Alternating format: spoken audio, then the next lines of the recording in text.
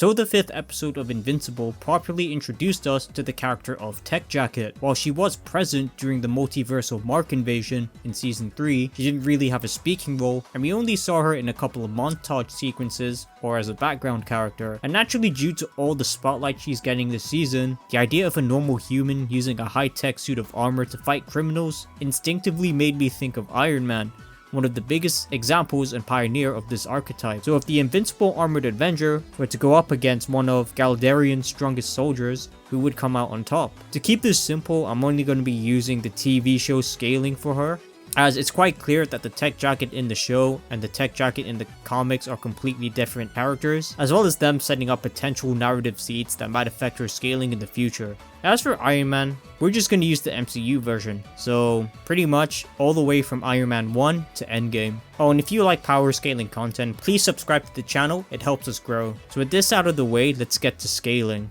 To figure out how strong Tech Jacket is, we're gonna have to scale how strong most of the Invincible variants were, as we know that she should be comparable if not stronger than one of these variants, seeing as she managed to defeat one in combat.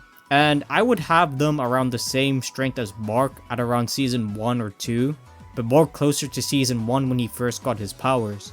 And this is because of Donald's comment during the Invincible invasion, saying that they were nowhere strong as the mainline Mark. So this basically confirms that the Marks in the other universes didn't train as much after getting their powers, and most likely went straight to conquering the planet with Omni-Man instead of hitting the gym, which is why they were so much weaker.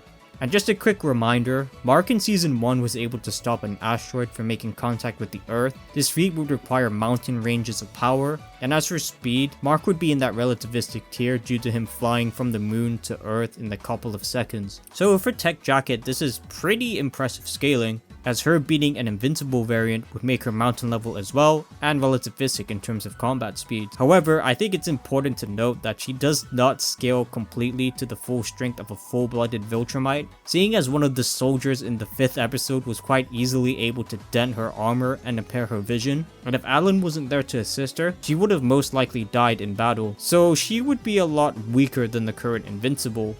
And unfortunately, that's all we have for Tech Jacket. Now with Tech Jacket out of the way, how does Tony perform against her? There's numerous ways to approach Iron Man's scaling in the MCU, and I'm going to start with Iron Man's low-end interpretations, then talk about higher scaling for him.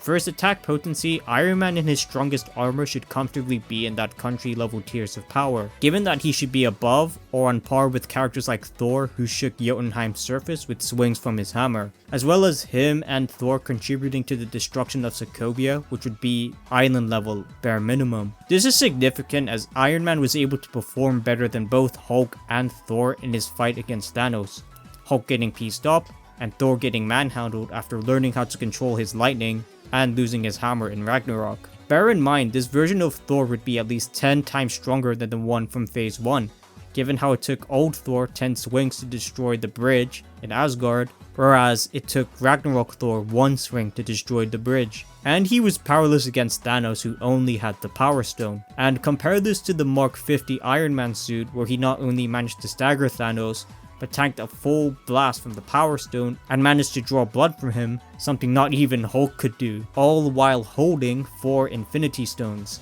So I think it's pretty reasonable to say that Iron Man in Infinity War and Endgame would be in that country tier of power.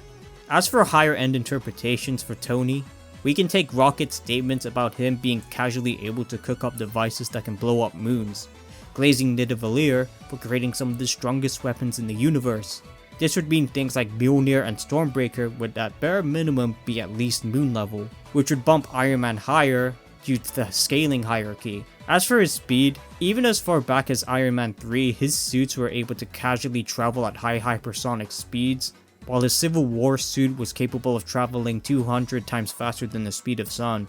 Most guidebooks for Iron Man confirm that his lasers do indeed travel at the speed of light, granting him light speed attacks. All his reactions and reflexes would put him in the same tier as Thanos, who is able to react to these lasers and block them. And I think that's pretty much it for Iron Man's MCU scaling.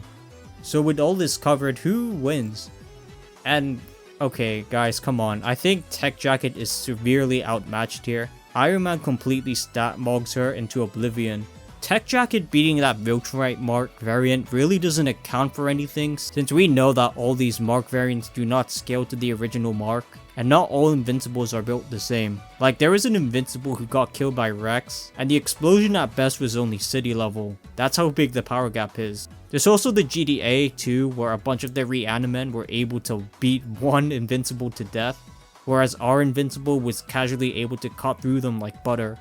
It's obvious that the nanotech armor is clearly just more superior than Tech Jacket's armor. Just look at how long it took for Tech Jacket to recover after getting kneed in the face. And then compare this with Iron Man, was able to regenerate his helmet almost instantly. There's also the fact that Iron Man's armor is pretty much indestructible in this matchup, as it was able to take a blast from the Power Stone. And we know from the Guardians 1 movie that this artifact is casually able to blow up planets. And with the already massive stat gap between them, it's going to be very hard for Tech Jacket to do any significant damage to Tony. The only thing Tech Jacket would have over Tony would be being faster than him, just because Invincible speed scaling is just absurd. But again, it would be more like a Red Rust situation where she can dodge all she wants, but as soon as Tony gets one good hit in, she's pretty much dead. And I know that the next episode of Invincible might alter the outcome of this video and give her some better feats, but for now, I think it's pretty safe to say that Iron Man would beat Tech Jacket on a 1v1 confrontation. If you guys made it to the end, thank you so much. Please leave a like, comment, as well as hype the video to help us grow the channel.